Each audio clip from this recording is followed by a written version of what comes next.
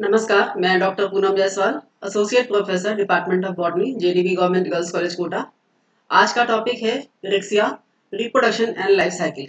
जीवन चक्र कैसा होता है, जनन किस प्रकार से होते हैं रिक्सिया में, ये हम देखेंगे। आज का जो टॉपिक है वो ब्रायोफाइटा का पार्ट थर्ड है। ब्रायोफाइटा पार्ट टू में आपने रिक्सिया के जनरल कैरेक्टर्स, क्लासिफिकेशन और वेजिटेटिव स्ट्रक्चर के बारे में पढ़ा था। आगे हम रिप्रोडक्शन के बारे में पढ़ेंगे। सबसे पहले वेजिटेटिव रिप्रोडक्शन कैसे होता है रिक्सिया में। ट्यूबर्स, राइजोइड्स, एडवेंटिशियस ब्रांचेस या फिर फ्रेगमेंटेशन के द्वारा रिक्सिया में वेजिटेटिव रिप्रोडक्शन होता है। नीचे आप चित्र में देखिए, रिक्सिया के थैलस के ऊपर टिप्स के पास ये ट्यूबर्स बन जाते हैं इस तरह से, जो ट्यूबर्स फेवरेबल कंडीशन में जर्मिनेट होकर, डिवाइड होकर नया थैलस बनाते हैं। ये ट्यूबर के द्वारा जो रिप्रोडक्शन है वो ड्राई कंडीशन में होता है जब पानी की कमी होती है। दूसरा जो चित्र है ये फ्रैगमेंटेशन के द्वारा, ये एक थैलस है, ये किसी भी वजह से यहाँ से विखंडित हो जाता है, फ्रैगमेंटेड हो जाता है और हर नया जो फ्रैगमेंट है, टुकड़े हैं जो थैलस के, वो एक नया वेजिटेटिव थैलस बनाते हैं। आगे है सेक्सुअल रिप्रोडक्शन। सेक्सुअल रिप्रोडक्शन कैसे होता है रिक्सिया में। सेक्सुअल रिप्रोडक्शन ऊगैमस टाइप का होता है, ये आपको परिचय में बताया जा चुका है। ऊगैमस कहने का मतलब है कि इसके एंथ्रीडिया एंड ऊगोनिया जो male and female reproductive organs हैं वो अलग अलग बनते हैं। इसके सेक्स ऑर्गन जो होते हैं वो antheridia male reproductive organ and oogonia female reproductive organ. ये प्रेजेंट कहाँ होते हैं?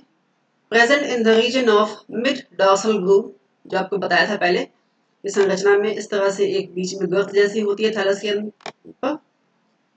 इसी गड्ढे में यहाँ पर इम्बीडेड धसे हुए, थैलस के अंदर धसे हुए एंथ्रीडिया एंड आर्किगोनिया दिखाई देती है। आप इस चित्र में भी देख सकते हैं।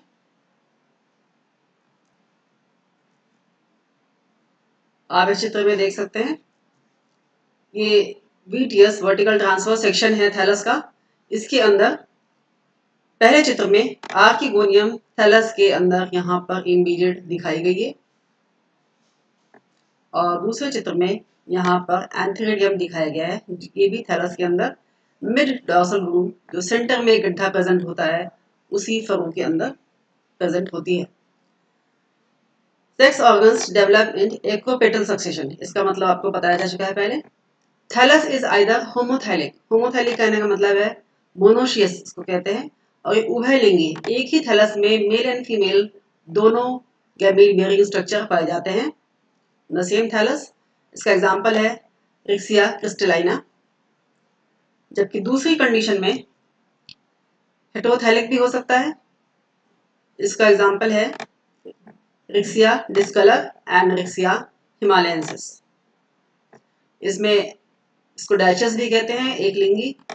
इसमें मेल और फीमेल जो थैलस होते हैं वो अलग अलग होते हैं। मेल थैलस के ऊपर मेल गैमेट बेयरिंग स्ट्रक्चर बनता है और फीमेल के ऊपर फीमेल। जो मोनोशियस स्पीशीज होती हैं, उभयलिंगी होती हैं, उन वो ज्यादातर प्रोटेंडरस होती है। प्रोटेंडरस कहने का मतलब क्या होता है कि जो एंथ्रीडिया है मेल गैमेट बेयरिंग स्ट्रक्चर वो ऊगोनिया से पहले बनता है। अब एंथ्रीडियम के बारे में, एंथ्रीडियम क्या होता है आपको चित्र में पहले बताया जा चुका था।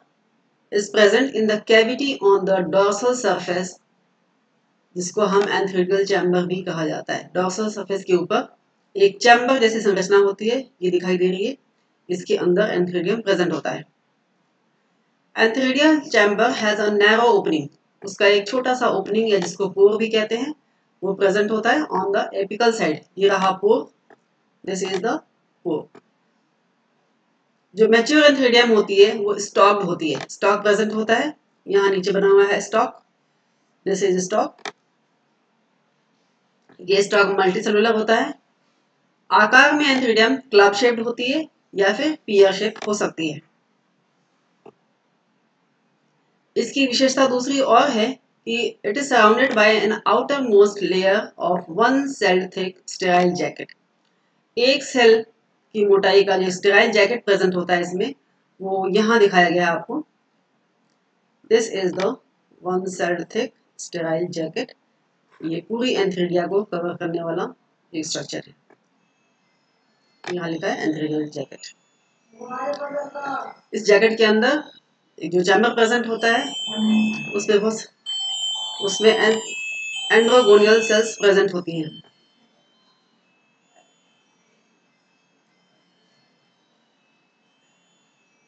इनसाइड द जैकेट लेयर के अंदर बहुत सारे क्यूब के आकार के एंड्रोसाइट मदर सेल प्रेजेंट होती है। ये एंड्रोसाइट मदर सेल जो होती है इसके साइटोप्लाज्म बहुत डेंस होता है, बहुत घना होता है और लार्ज न्यूक्लियस बहुत बड़ी होती है।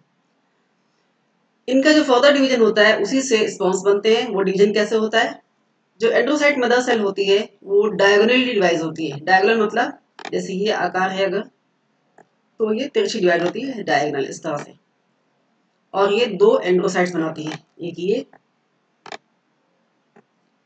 और दूसरी ये दो एंड्रोसाइट्स बनते हैं।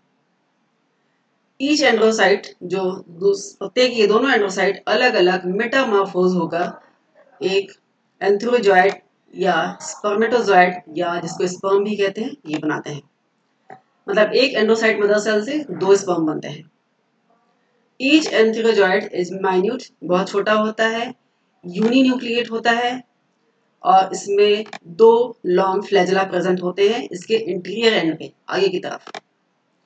उसमें जो लोअर फ्लैजेलम होती है जो नीचे की तरफ होती है वो दैट इज स्लाइटली लार्जर, दूसरी से ऊपर वाली से थोड़ी बड़ी होती है और स्ट्रक्चर में आगे आपको दिखाऊंगी अभी।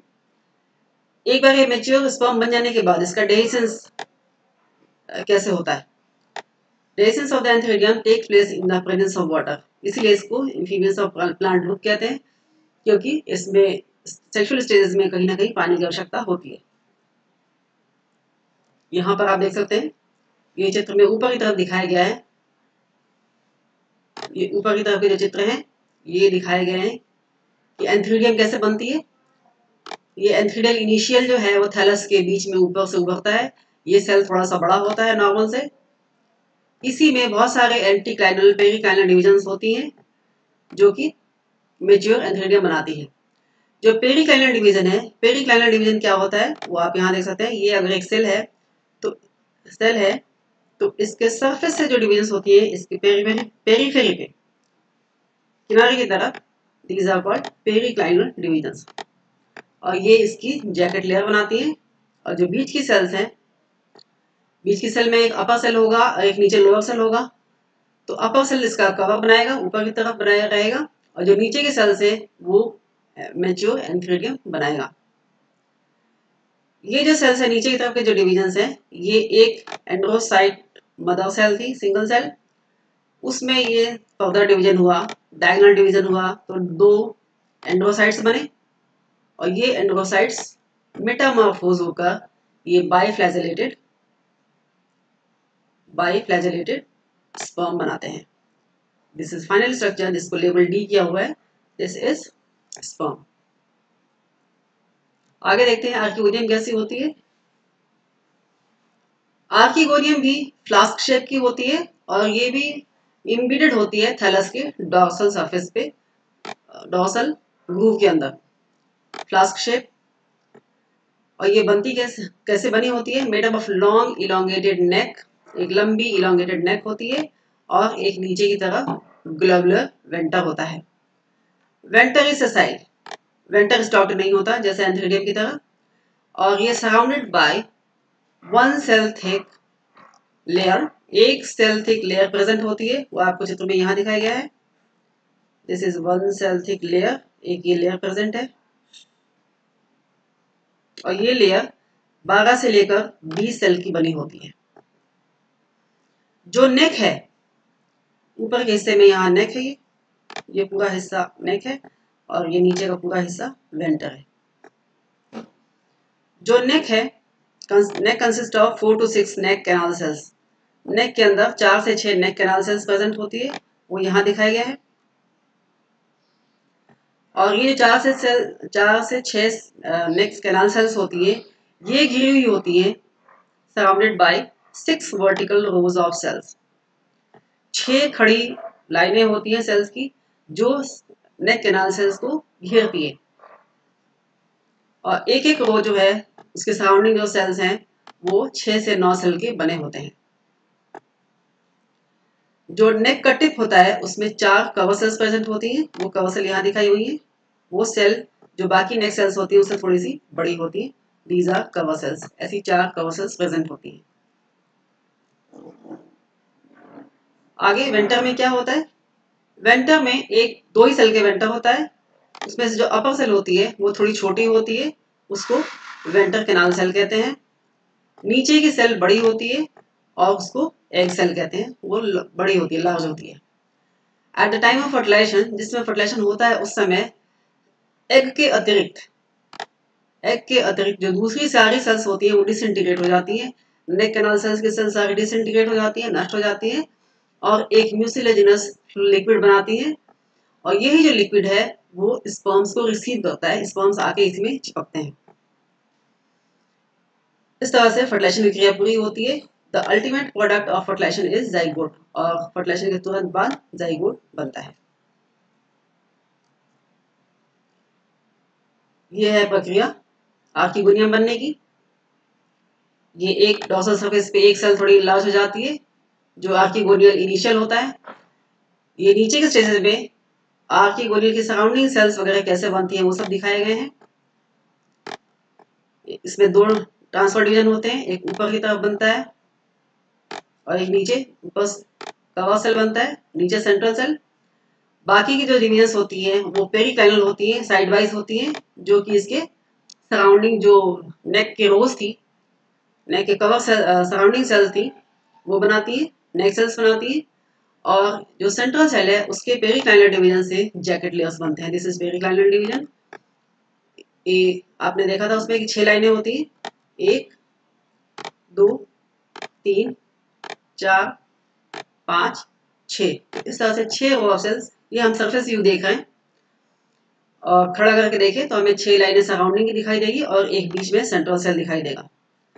बाकी जो बाद में डिवीजन्स होती हैं उसके सेंट्रल सेल के डिवीजन से नेक कैनाल सेल्स और वेंट्रल सेल्स बनते हैं। Neck canal cell, venter canal cell और वेंटर बनता है, एग सेल बनती है। इस चित्र में सिंपल डिफरेंशिएशन दिखाया गया है कि एंथीरिडिया और आर्किगोनिया का जो डिटेल स्ट्रक्चर है वो कैसा होता है। ये बीच में एक स्पर्म दिखाया गया है, बाइफ्लैजेलेटेड स्पर्म, इसको एंथीरोजाइट्स भी कहते हैं। दिस इज वेंटर वॉल, एक सेल मोटी होती है। This is enlarged egg cell, venter canal cell. ये है venter canal cell, this is egg cell. उसके ऊपर 4 से 6 नेक कैनाल सेल्स प्रेजेंट होती है,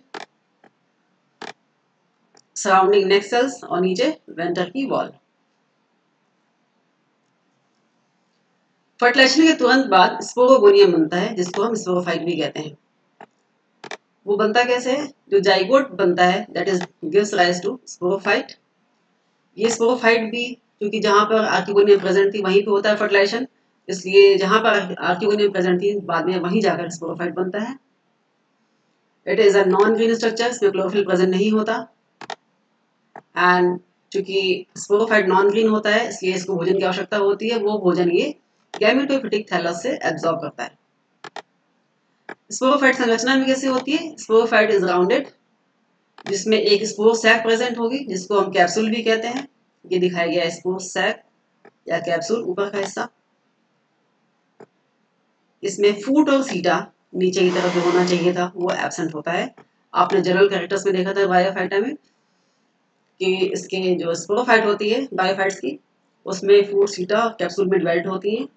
तो फूट और सीटा यहाँ पर एब्सेंट होती है रिक्सिया में, सिर्फ कैप्सूल या स्पोर सैक प्रेजेंट होती है। जो स्पोर्स प्रेजेंट होते हैं वो स्पोर टेट्राइड्स के फॉर्म में प्रेजेंट होते हैं। टेट्राइड मींस जब स्पोर मदर सेल में डिवीजन होती है तो 4 स्पोर्स जो बनते हैं वो अलग नहीं होते, वो टेट्राहेड्रल कंडीशन में एक दूसरे से जुड़े होते हैं, इसको हम स्पोर टेट्राइड्स कहते हैं। नेक्स्ट इज स्पोरोगोनियम के अंदर बहुत सारी स्पोर मदर सेल्स होती हैं which remains surrounded by capsule wall and 2 layered calyptra। वो यहाँ पर आप देख सकते हैं, ये पहली लेयर ये दूसरी लेयर, दिस इज कैलिप्ट्रा, इसको कैलिप्ट्रा कहते हैं। और ये एक सिंगल लेयर जो है, दिस इज कैप्सूल वॉल। इस कैप्सूल वॉल के अंदर बहुत सारे स्पोर मदर सेल्स प्रेजेंट होंगे। ये बहुत सारे लार्ज न्यूक्लियस वाले स्पोर मदर सेल्स हैं। यही डिवाइड करते हैं मियोसिस के द्वारा और 4 हैप्लॉइड स्पोर्स बनाते हैं। ये चारों स्पोर्स होते हैं वो टेट्राइड्स में अरेंज होते हैं, टेट्राहेड्रल फॉर्म में अरेंज होते हैं। इसमें इलेटस नहीं बनते। जो नेक होती है आर्किगोनियम की, जो कि फर्टिलाइजेशन आर्किगोनियम के अंदर हुआ है, तो इसमें जो उसका जो नेक होता है आर्किगोनियम का, वो कुछ समय तक स्पोरोफाइट के बाहर की तरफ लगा हुआ रहता है ड्राई कंडीशन में, और बाद में झड़ जाता है। ये चित्र है कि स्पोरोफाइट डेवलप कैसे होता है। जैसे इस आर्किगोनियम के अंदर जहाँ एग थी वहां पर ये एग प्रेजेंट है। यहाँ पर मेल न्यूक्लियस आता है कैनाल के थ्रू, इसी कैनाल के थ्रू आता है, और यहाँ पर डिप्लॉयड जाइगोट बनती है। ये जाइगोट ट्रांसफर डिवीजन होता है, पहले तो ट्रांसफर डिवीजन से अपर एंड लोअर सेल बनती है, फिर वर्टिकल डिवीजन्स। बाद के जो डिवीजन्स हैं वो थोड़े इरेगुलर टाइप के होते हैं, और ये डिप्लॉयड एंडोथीसियम बन जाती है। ये एंडोथीसियम ही स्पोर मदर सेल बनाती है, स्पोर मदर सेल बनाती है, जो बाद में डिवाइड होकर स्पोर टेट्राइड्स बनाते हैं। यहाँ लिखा है स्पोर टेट्राइड्स। अब स्पोर्स कैसे होते हैं ये कई बार दोहराया जा चुका है। यहाँ पर स्पोर की विशेषता ये होती है कि जो गैमेटोफिटिक जनरेशन है उसका पहला सेल स्पोर्स रिप्रेजेंट करता है। शेप स्पोर्स का जो होता है वो पिरामिडल होता है या फिर राउंडेड हो सकता है। इसमें जो वॉल लेयर्स होती हैं वो 3 तरह की वॉल लेयर्स होती हैं। Wall thick, black and sculptured होती है। स्कल्पचर्ड में उभरी खुदरी होती है। जो वॉल होती है वो 3 लेयर्स की होती है। सबसे बाहर की तरफ एक्सोस्पोरियम जो स्कल्पचर्ड होती है, बहुत थिक होती है।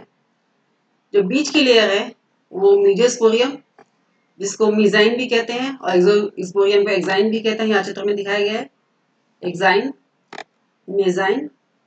एंड तीसरी लेयर जो इनर मोस्ट है सबसे अंदर की, दैट इज सबसे पतली होती है, और इसको एंडोस्पोरियम या फिर इंटाइन भी कहते हैं। स्पोर जो होते हैं वो यूनिसेलुलर होते हैं और यूनिन्यूक्लिएट होते हैं। एक सेल के होते हैं और एक ही न्यूक्लियस प्रेजेंट होता है इनमें। इसके साइटोप्लाज्म में बहुत सारे ऑयल ग्लोब्यूल्स प्रेजेंट होते हैं, और यही स्पोर जर्मिनेट होकर आगे गैमेटोफिटिक थैलस बनाता है। ये एक जनरल लाइफ साइकिल है। ये जनरल लाइफ साइकिल है। रिक्सिया का जो हम प्लांट देखते हैं गैमेटोफाइट, वो एन कंडीशन का प्लांट है।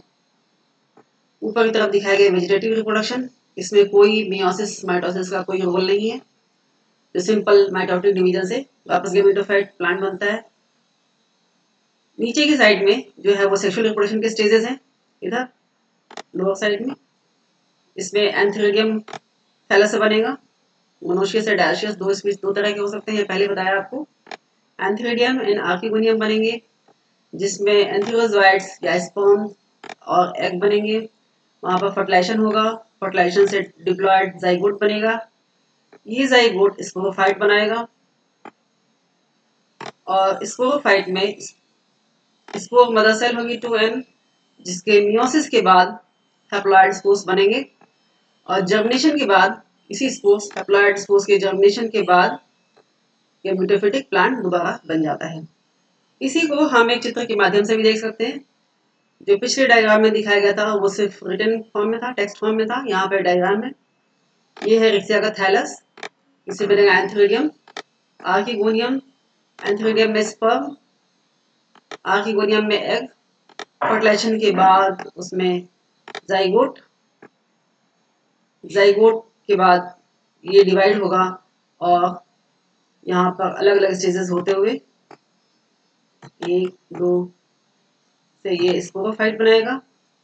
स्पोरोफाइट में स्पोर मदर सेल, यहाँ तक स्टेज 2n है। स्पोर मदर सेल में मियोसिस होगी और स्पोर्स बनेंगे, और ये स्टेज होती है, ये हो जाती है n condition. This is n, spores n, और अलग अलग स्पोर्स जर्मिनेट होकर एक नया थैलस बनाते हैं। Thank you. आशा करती हूँ आपको ये टॉपिक समझ में आया होगा।